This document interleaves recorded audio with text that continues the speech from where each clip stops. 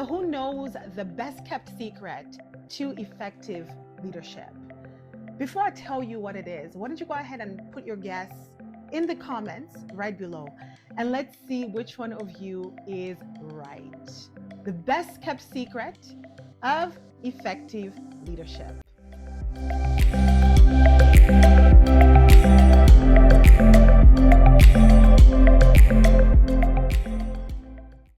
Hey y'all, my name is Dr. Eleanor Conje and welcome back to the couch. This is On the Couch with Dr. Elly, where we get to have real conversations about leadership, transformation, change, and impact in society as led by who we are as people. So I asked a question, the secret to effective leadership. And before I can even get to tell you what it is, which I'm sure a lot of you already know, I want to talk about why the conversation of leadership has always been so important to me.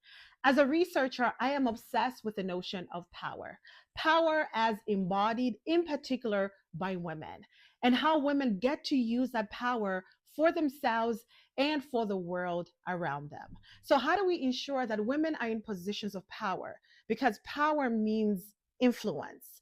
And when you're able to be in a position of power and influence, you can actually drive the conversation, make decisions, and get to decide who gets to be at the table. I've always been interested in those perspectives because we need more women in positions of power, because we need more women to influence the decisions that are being made at the tables where conversations about the world, about businesses, corporations are being had.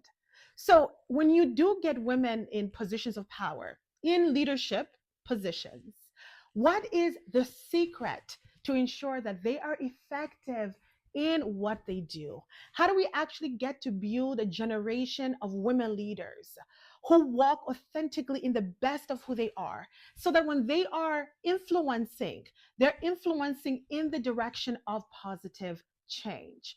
I was saying to my students just last week when they asked me a question about what is one thing that I believe as people we should be committed to. I believe as people we should be committed to making a difference in the world and understanding that our lives are here to make an impact.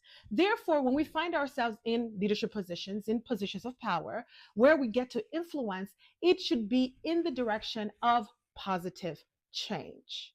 So, how do you actually ensure that you are making positive change when you are in a position of power, when you are in a leadership position, when you get to influence?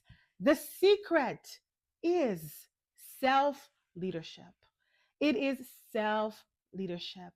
I learned the secret of effective leadership as self leadership long before I opened up any books around leadership. This is a lesson I learned at 18 years old when I started my undergraduate studies at the University of Texas at Arlington. I remember having a conversation with an incredible woman named Molly Alfers. And one of the things that she told me when I was newly elected as vice president of the freshman leaders on campus, she said to me, Eleanor, this is the only time in your life you get to be vice president of Flock. Therefore, make it the best journey that you can for yourself. Challenge yourself to show up. Challenge yourself to grow, to learn, to engage, and to ensure that in the role of vice president, you give your very best by showing up first as the best of who you are. It was in that journey as vice president of the freshman leaders on campus that I really understood that when I show up with the right kind of energy, I get to influence my fellow members of this organization, show up with the right kind of energy that can drive our objectives in the direction that we all have chosen them to. And I understood very early on that when I hold myself responsible to the mission and to the vision of this organization, then that energy also translates to the people that are around me. Self-leadership is critical to any leader's journey. And if you want to be effective in leadership, you want to fundamentally start to lead yourself first.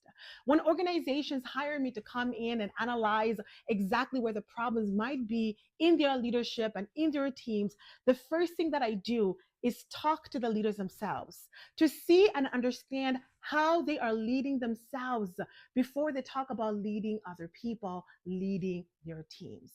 Our self leadership is fundamental, not just to our growth, but to also what we get to teach those around us. It's fundamental in how we get to influence, in how we get to inspire, in how we get to motivate in the direction of meeting our organizational objectives. So if you're at a point in your life where you're thinking, maybe I'm not leading myself well, I want to go ahead and give you 3 tools that you can utilize to ensure that you are on an effective journey of self leadership that will then allow you to ensure that in the position of influence that you're in, you're actually leading in the direction of positive change.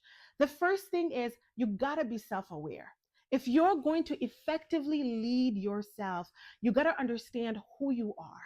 You have to understand your strengths, be aware of your weaknesses, understand what makes you tick, understand what keeps you energized, how to motivate yourself, how to come back home to yourself if you find yourself at any point that you are not in alignment. Your self awareness is critical to your self leadership journey. That is the only way that you're going to know whether you're leading yourself in the right direction or not. The second thing that you want to do is you want to hold yourself accountable and responsible to the objectives of your organization, to the mission, to the vision, to the values of your organization. Before other people can be held accountable to whatever it is that your organization has set itself out to do, you want to fundamentally ensure that you are holding yourself responsible first. It's the same thing that I say to my team all the time. If I show up consistently with our values at ETK Leadership Solutions, then I know that when I'm talking, when I'm dealing with my team, when I'm dealing with our clients, I am living and existing in the consciousness of our values, our mission, our vision, and I'm serving humanity, which is the core of what we do. The third point is you want to get into the practices of self-examination. If you really want to lead yourself effectively, you have to be able to take some time to examine yourself. How well have you been doing with your own self-leadership? How well has your team been doing? How well have you been showing up in alignment with who you know you are as a person?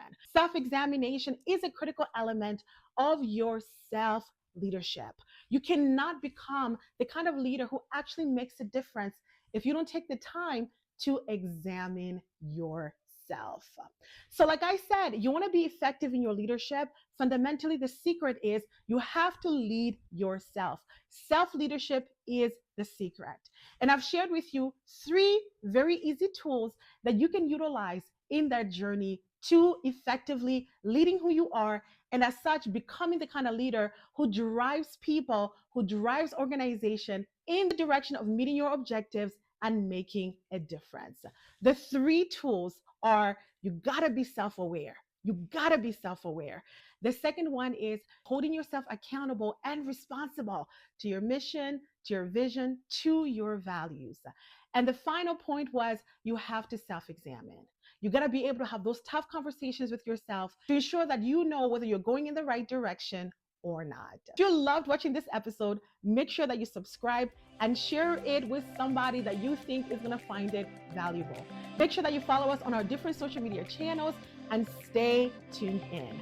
You have been watching On the Couch with Dr. Elly. See you next time.